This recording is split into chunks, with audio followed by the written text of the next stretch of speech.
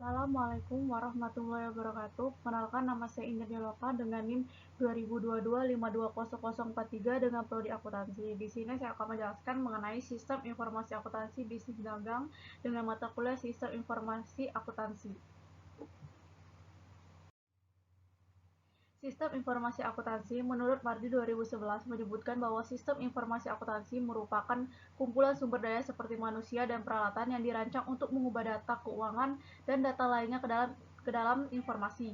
Informasi tersebut dikomunikasikan kepada para pembuat keputusan. Sistem informasi akuntansi melakukan hal tersebut baik dengan sistem manual atau melalui sistem komputerisasi. Menurut Bornand dan Hopwood 2014, sistem informasi akuntansi dapat berperan sebagai pengaman harta kekayaan perusahaan. Adanya unsur pengendalian atau pengecekan dalam sistem informasi akuntansi dapat mencegah berbagai kecurangan, penyimpangan, dan kesalahan. Sistem informasi akuntansi juga membantu manajemen dalam melakukan pengambilan keputusan. Selanjutnya, bisnis dagang. Apa sih itu bisnis dagang? Usaha dagang adalah bentuk usaha dengan membeli barang dan menjualkan kembali dengan tujuan memperoleh keuntungan. Keuntungan dari barang yang dijual diperoleh dengan menghitungkan biaya distribusi dan operasional. Dalam menjalankan bisnis, diperlukan berbagai strategi agar tetap bisa bertahan di tengah banyaknya persaingan. Kemudahan dalam bisnis usaha dagang tentu semakin membuka pintu persaingan antara pelaku bisnis. Tujuan akuntansi perusahaan dagang. Tujuan utama akuntansi perusahaan dagang adalah menyediakan informasi keuangan yang relevan dan dapat diandalkan bagi manajemen, pemegang saham, kreditur, dan pihak-pihak lain yang berkepentingan. Informasi tersebut digunakan untuk mengambil keputusan bisnis yang lebih baik dan pemantauan kinerja keuangan perusahaan. Manfaat sistem informasi akuntansi perusahaan dagang. Yang pertama itu mengambil keputusan manajemen. Yang kedua, memudahkan pemantauan arus kas dan pendapatan. Yang ketiga, meningkatkan efisiensi operasional.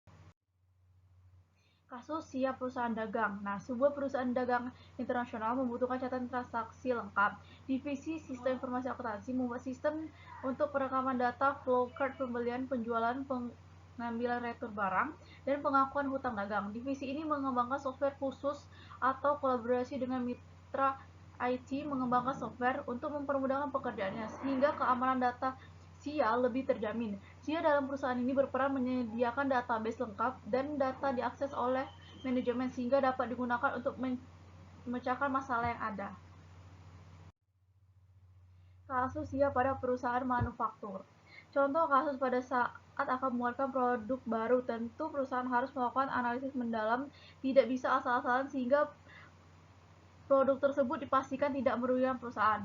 Dari sinilah pentingnya divisi pemasaran berkolaborasi dengan divisi SIA untuk memberikan estimasi profit yang bisa dihasilkan dari produk baru tersebut. Divisi SIA kemudian memprediksi biaya produksi, cost of goods manufacture atau GOGM, serta biaya-biaya lain seperti amortisasi, biaya pajak, gaji karyawan, dan lain-lain.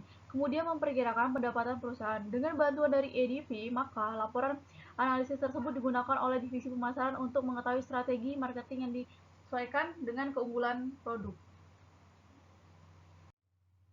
Prinsip dasar akuntansi bisnis dagang. Yang pertama itu prinsip estimasi ekonomi terpisah, selanjutnya prinsip biaya perolehan, prinsip kepastian pendapatan, serta prinsip konsistensi dan comparability. Perusahaan dagang. Dalam setiap perusahaan dagang, persediaan barang dagang sangat berperan dalam menunjang jalannya perdagangan. Oleh karena itu, para perusahaan atau pedagang tersebut harus dapat mengelola usahanya dengan baik. Dalam hal ini, yang paling penting adalah bagaimana perusahaan mengelola persediaannya, baik perencanaannya maupun pengendaliannya. Dengan membuat perencanaan barang dengan baik akan sangat membantu masyarakat atau konsumen dalam memenuhi kebutuhannya. Kegiatan perencanaan ini bukanlah hal yang mudah untuk dilakukan karena dalam perencanaan tersebut harus ditentukan jumlah yang tepat, barang dagang yang akan dijual harus sesuai dengan selera konsumen, dan disediakan dalam waktu yang tepat.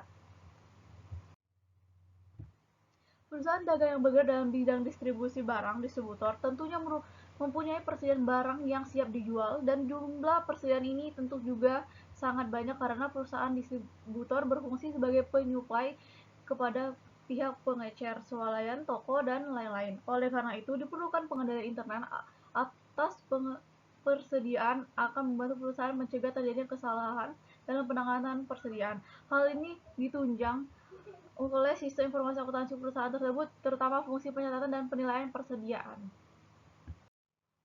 Terima kasih. Zairi dengan wabillahi taufiq wal hidayah. Wassalamualaikum warahmatullahi wabarakatuh. Maaf apabila salah kata.